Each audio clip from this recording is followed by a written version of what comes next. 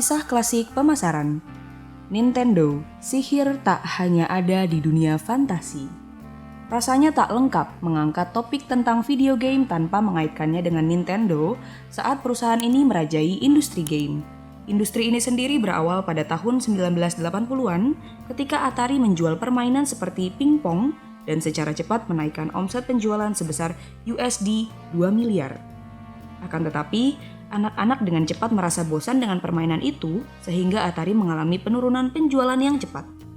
Saat itu industri menjadi stagnan, tidak ada orang yang memikirkan masa depan video game kecuali produsen asal Kyoto, Nintendo. Nintendo mulai memasuki bisnis dengan membuat mesin arcade yang kita kenal sebagai mesin dingdong.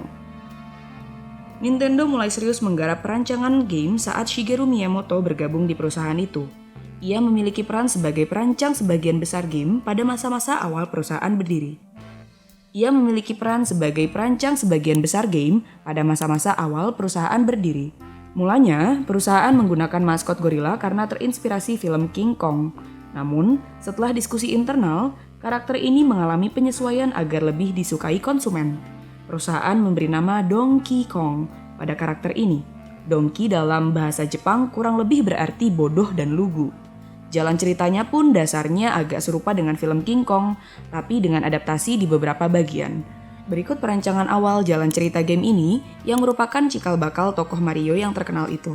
Sebenarnya, Donkey Kong adalah hewan peliharaan seorang tukang kayu yang disebut Jumpman karena gerakannya yang melompat-lompat. Suatu hari, sang tukang kayu salah memperlakukan Donkey Kong. Karena marah, Donkey Kong menculik kekasih sang tukang kayu yang awalnya dinamakan The Lady, namun kemudian diubah menjadi Pauline dan kabur ke tempat yang jauh. Setelah diskusi lebih lanjut, tim perancang memutuskan melakukan perubahan profesi Jumpman menjadi tukang leding yang mengenakan baju biru agar lebih mudah terlihat di layar. Setelah itu, karakter ini diberi mata besar dan kumis tebal agar hidungnya lebih mudah terlihat. Semua karakter dirancang dengan tujuan agar tampak lebih mencolok dan menarik bagi pemain game. Dengan profesi tukang leding, tokoh ini mengarungi saluran bawah tanah, tangga, dan banyak rintangan lain dalam upaya menyelamatkan kekasihnya. Beberapa waktu sebelum diluncurkan, tim pengembang membuat perubahan lain yaitu perubahan nama karakter. Saat itu, perusahaan sedang mengalami kesulitan finansial sehingga tidak dapat membayar biaya sewa gudang. Pemilik gudang, Mario Sigel, marah besar atas keterlambatan pembayaran itu. Setelah negosiasi yang sengit, akhirnya Mario menyetujui penjadwalan ulang pembayaran sewa asalkan Nintendo memakai nama Mario sebagai karakter dalam game. Setelah negosiasi yang sengit, akhirnya Mario menyetujui penjadwalan ulang pembayaran sewa asalkan Nintendo memakai nama Mario sebagai karakter di dalam game. Dengan ini, secara resmi, nama Jumpman pun diubah menjadi Mario. Akhirnya Nintendo meluncurkan permainan arcade Donkey Kong ini pada tahun 1981 yang langsung menjadi game yang paling sering dicari oleh para penggemar game. Hasilnya, untuk pasar Amerika Serikat saja, lebih dari 3.000 mesin arcade dikirimkan dari Jepang dan 2.000 mesin lain mengonversi game sebelumnya menjadi Donkey Kong. Pada bulan Juni 1982, tercatat lebih dari 60.000 game telah terjual dan menghasilkan lebih dari 180 juta US dollar. Keberhasilan ini memacu tim pengembangan membuat game yang lebih sukses. Namun, kali ini Nintendo ingin menciptakan permainan yang dapat dimainkan di rumah. Pada riset awal, tim manajemen menemukan bahwa jenis permainan yang dikembangkan para pesaing Nintendo sebenarnya telah memiliki unsur grafis yang sudah baik. Sayangnya, kurang memiliki unsur action. Oleh karena itu, Nintendo memutuskan akan mengembangkan permainan dengan beberapa pengembangan grafis dan perubahan pada alur kecepatan permainan. Setelah itu, tim pengembang menambahkan unsur kecepatan dan tantangan mental untuk menjaga ketertarikan pemain terhadap permainan.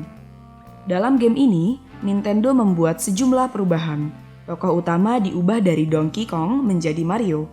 Setelah itu, Mario memiliki tandem berupa saudaranya Luigi dalam melewati berbagai rintangan. Perubahan ini juga berpengaruh pada nama game yang berubah menjadi Super Mario Bros. Yang diluncurkan pada tahun 1985. Super Mario Bros. Menjadi legenda game sampai saat ini sebagai salah satu game dengan tingkat penjualan terbaik sepanjang masa melebihi dari 40 juta unit. Posisi ini bertahan selama belasan tahun dan baru pada tahun 2010 tergeser menjadi posisi kedua. Menariknya, posisi pertama ditempati oleh Wii Sport, produk Nintendo lain yang berhasil terjual lebih dari 41 juta unit. Mario menjadi simbol internasional. Saat ini, Nintendo memiliki lebih dari 200 jenis game, mulai dari baseball sampai dengan peperangan abad pertengahan yang dihargai 50 US dollar. Tak seperti kompetitornya, untuk meningkatkan kepuasan konsumen, Nintendo selalu menghasilkan produk berkualitas tinggi dan dapat memperbaiki game yang rusak, serta memiliki hotline untuk setiap konsumen yang menghadapi masalah. Nintendo mengalami booming sampai-sampai 1 dari 4 keluarga di Amerika Serikat diklaim memiliki Nintendo mengalami booming sampai-sampai 1 dari 4 keluarga di Amerika Serikat diklaim memiliki Nintendo di rumahnya. Konon, Mario lebih terkenal dibandingkan dengan Mickey Mouse. Bahkan banyak anak yang ketagihan bermain Nintendo sampai-sampai orang tuanya mengeluh sulit mengontrol anak mereka. Setelah beberapa saat, diketahui bahwa tidak semua pengguna datang dari segmen anak-anak. Sejumlah 34% dari konsumen adalah golongan dewasa yang memainkan game anak-anak dan game dewasa. Pada tahun 1989, Nintendo memperkenalkan Game Boy yang berupa perangkat permainan portable dan awalnya dirancang untuk konsumen dewasa. Kita tentu mengenal salah satu game yang dikembangkan Game Boy yang bernama Tetris. Game ini menarik perhatian banyak orang dan tidak sedikit yang ketagihan. Tetris pun menjadi salah satu game yang legendaris sampai saat ini. Nintendo memang membuat berbagai terobosan di dunia game dan pemasaran. Mereka berhasil menggunakan game untuk masuk ke aktivitas konsumen, membangun merek Nintendo, dan beberapa tokoh dalam permainannya banyak dikenal oleh masyarakat. Nintendo terus melakukan inovasi dalam pengembangan produknya sampai dengan saat ini.